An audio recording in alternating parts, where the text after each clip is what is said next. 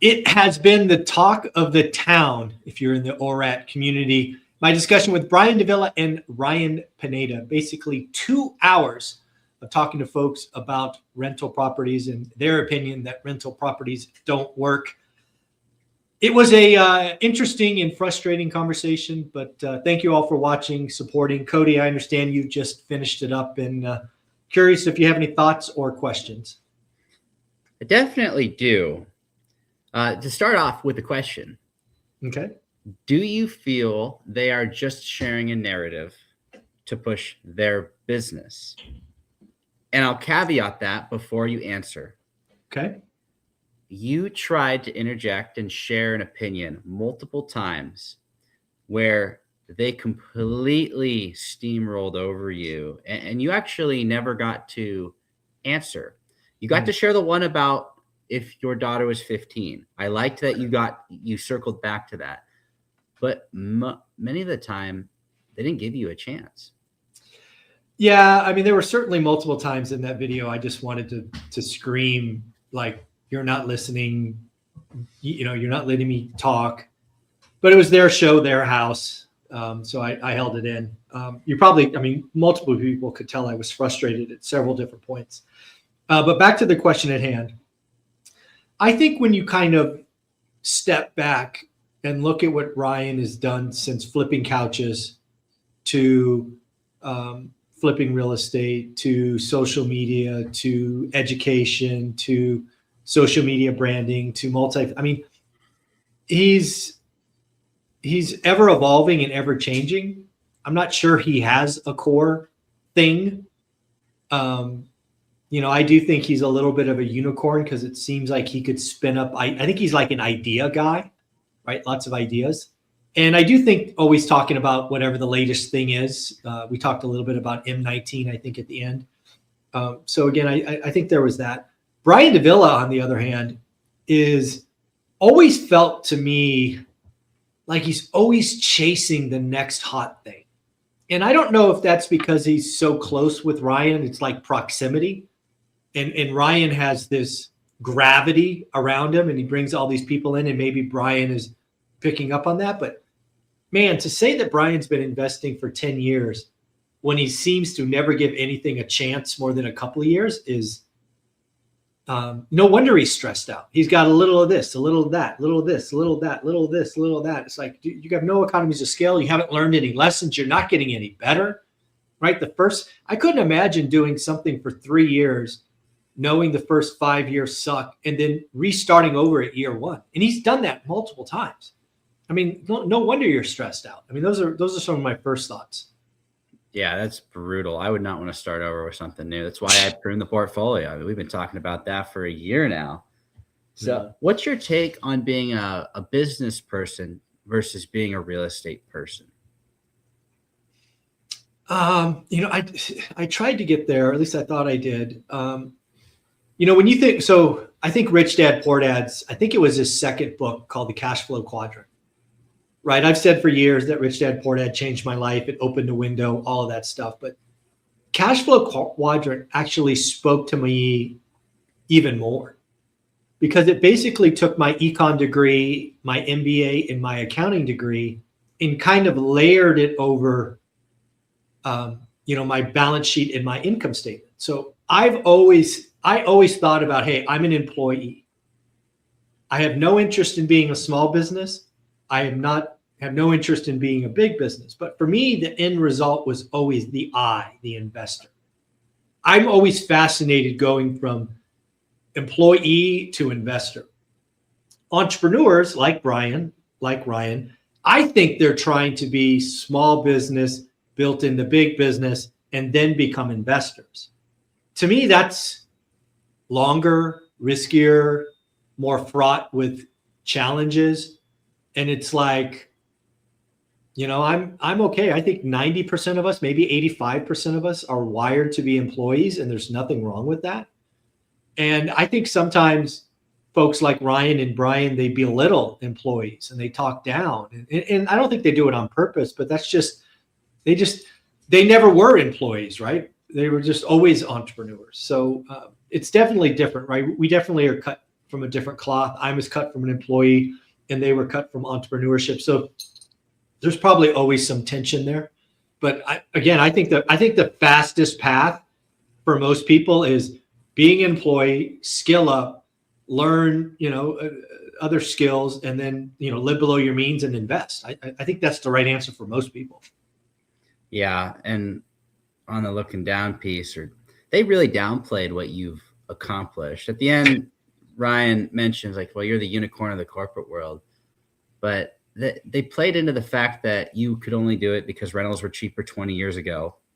Obviously, that's just like everybody knows things get more expensive. And now you made a lot of money. Yet there's people that make a lot of money and don't own any rentals. And there's people that make a lot less money and own a lot of rentals. So yeah, I was really disappointed with the end there. But again, I can only speak my truth, so I answer the questions when they're asked.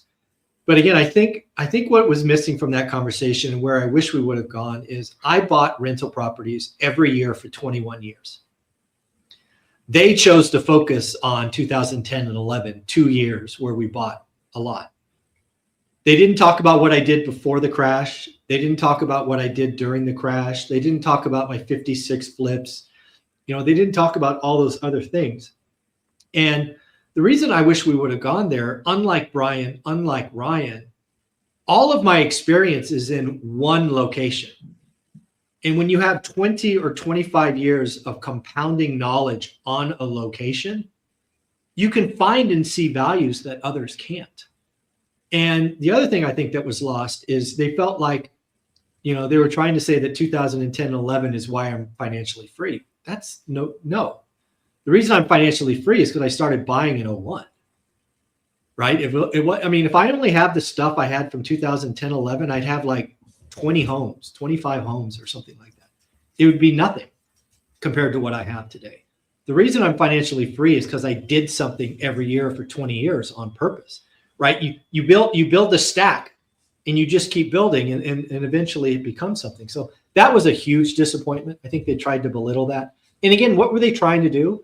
They were basically trying to make themselves feel better because again, Brian is chasing the next hottest thing. Ryan's chasing the next hottest thing. And they're like, hey, Zuber, you got lucky. You got a hot thing. I'm like, no, dude, I've been doing it for 21 years and it just happened to come across.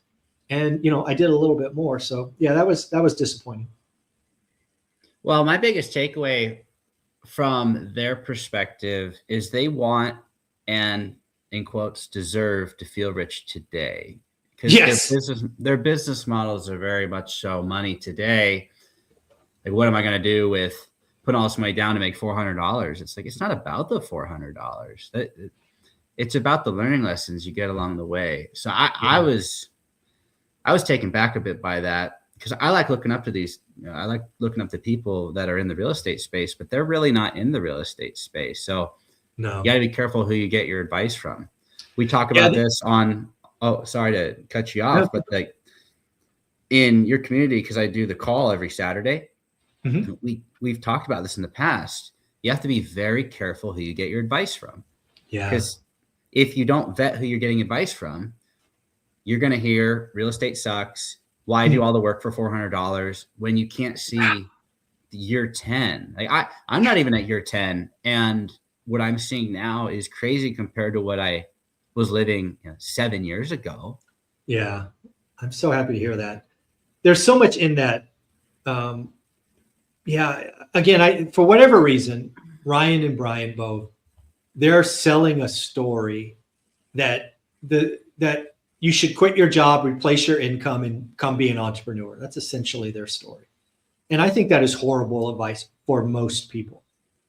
I think most people should be focused on doing good work, making more money, spending less money, saving, stacking, buying assets, and getting wealthy over a decade. The wealth formula is simple, right? Create disposable income, become an elite investor at something, and then do it for a decade. It's that simple. It's not quit your job, go pay a $10,000 mentorship fee and, go be me. That's not it for most people. And then the other thing that really, really just sticks in my craw is when I hear guys like Ryan poo-poo 20 grand a month. Like, you can't live on 20 grand a month. I'm like, are you freaking kidding me? Like 80% of America could live on 20 grand a month. And I think probably half the others could if they had to. I mean, 20 grand a month, that's a lot of money. And to act like it's nothing is, I don't know, insulting maybe. Yeah, that always just feels disingenuous. Yeah, that piece, it's just out of touch with reality. Because in a world where revenues speak, like I think about the internet, right? Everybody cares about revenue. We talked about that. Yeah. 20 grand in revenue on a business might not present a lot of profit. Yeah, true. Potentially. But if you have net cash flow 20 grand a month, you can live a fantastic life if you don't run up your contingencies. You don't run up all those expenses. Yeah. I'm going to guess 90% of the people watching this could live on 20 grand a month. I mean, think about it. That's a $4,000 house payment. That's a nice house. Right? That's a car payment. That's insurance. That's going out money. That's money for kids. I mean, 20 grand a month, really? That's $240,000 a year. That's an insane amount of money. Something else that was interesting to me that I don't think they've thought all the way through, and I'm just sharing this so that the listeners on this channel can get it. Everybody was in agreement that it's going to take a decade plus, that it is a slow roll. But something Ryan mentioned is, I don't even know people that are 60 years old. Like, I don't want to be rich when I'm 60. Like, you're going to probably be 60 at some point, or you're going to die beforehand. So I hope you see 60. Yeah. Yeah. But that was the most interesting thing. It's like they haven't thought it through that that's going to be them someday. And then they're going to look back and see what they're saying. It's like, well, that was stupid because you're going to be 60 either way. Yeah. You know what hit me? It just hit me now. I believe Brian is 28. He might be 30. He might be 30, 31. Let's just say he's 30. That was the year I started. So in fairness, he's already a few years ahead of me. He just has to get focused, right? The other thing, this is, oh my God, sorry to take a right turn on you, but the other thing I thought was crazy is Brian was so negative on housing. And yet he made almost $2 million last year from real estate.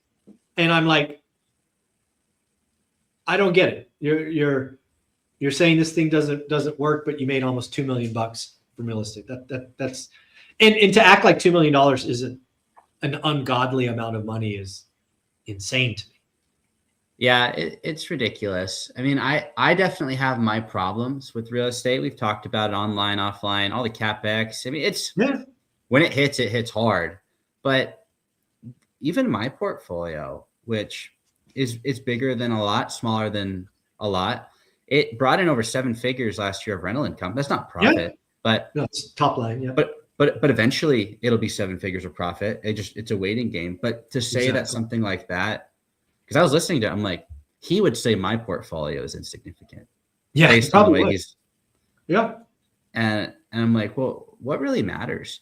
Because if you're so busy doing stuff to make a little bit more, but you don't realize what actually matters, like you're kind of lost. Yeah. The 20 grand a month comment is disappointing. Like you mentioned, like that is so much money that it's hard to fathom because I live on 4, to be fair. Exactly. You live on 4 grand, like 20 grand is 500% more. It's crazy. Yeah. So if there was one thing you wish could have gone different in that, would it have been the way the communication was? Would it have been like the narrative? I wish they would have let me finish the thought, because the whole reason I agreed to do that show, because Ryan asked, was because I thought we would spend more talking about why 2026 will be better than 2025. And it kind of opened there, and then it kind of just spiraled out of control. Because what I'm trying to tell people, and again, probably the reason this spiraled out of control is it probably hurts Ryan and Brian's business. What I was trying to say is the year of the fast money, the quick money is over, right? All the pretenders, all the grifters, they're washing out and going broke. I think Brian said 80% of wholesalers are gone. And I'm like, good. And now, again, that probably hurts Ryan's business. It might hurt Brian's business because, again, they do education and all of that and events and stuff. So hearing that 80% of your customers are gone is probably not a great feeling. But again, as somebody who is an operator and a grinder, who is willing to write 100 offers and follow up 200 times. This is our market. And the deals that our community will do in 2026 will be better than 2025 because we're going to find more motivated sellers, more people that do terms, more people that just want out. So I wish we would have spent more time about 2026 being way better than 25. Because again, 2025 is going to prove to be the bottom.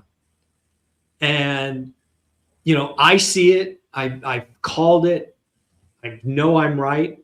But, you know, nobody's going to agree with me until 2028. And I'm like, by then you guys have missed the boat.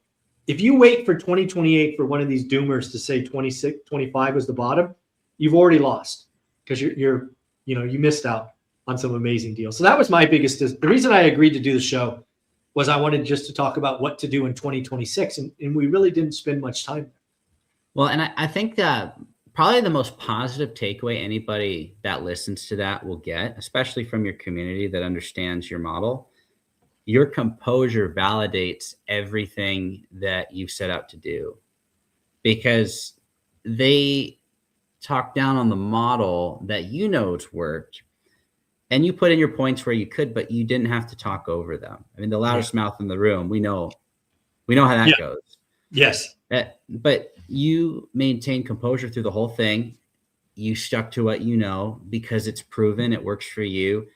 I think that's going to be validating for the community, especially the one run at a time community, because the people that are in year 1 to 5, they can watch that interview and decide who they want to be like. And I have a feeling I know which side they're going to pick, regardless of bias, just because of lifestyle. You don't have to push a narrative. You can just share the truth, your truth, and what you've learned. I'm glad. So I'm very happy to hear that. Based on the comments I've seen, you're probably 90-10. I think you're right. I think 90% of the audience is like in my camp or near my camp. The other 10% are entrepreneurs or whatnot. But you know, unlike most people that are out there talking about real estate, they're doing it because they pay their bills with education and events. I don't do that, right? I've lived off my real estate since 2018 and lived just fine. I don't have a $10,000 mentorship. I don't have a $15,000 this or that. I have all these coaches, they reach out to me and they're like, we can take one rental at a time to the next level. And their answer, Cody, I kid you not, is you need a high ticket item. And I'm like, guys, you don't understand. I've designed my life on purpose to give my community 3 hours, 5 days a week, so 15 hours. And then I go do what I want. I do not want a high ticket offer. I do not want a $100,000 mastermind. I don't want any of these things. And that is always their answer, is high ticket. And I'm like, so you're telling me I gotta spend 1 week and a quarter in some fancy island location talking to 10 people? I don't want to do that. That doesn't motivate me, right? I already have everything I want and more, right? I'm trying to change generations, and I am comfortable doing that slowly but surely. And you know, sure, I have a school community, but give me a break. It's $20 a month. It's just expensive enough to keep the haters out, but it's not going to break anybody's bank. It's almost like 550 people now. I'm so proud. I think that community is what I'll be known for most in a year, maybe 2. But yeah, dude, I love my life. I have the best life of anybody I know. I get to impact, 10 to 50,000 people a week with 15 hours. And then I get to go do whatever the hell else I want, 200 hours or whatever's left. So that was a big thing for me when I retired, is I had no passion, nothing to do. So I solved for that. And I love the fact that you and I talk for 20 minutes every Monday, right? Catching in with my boy.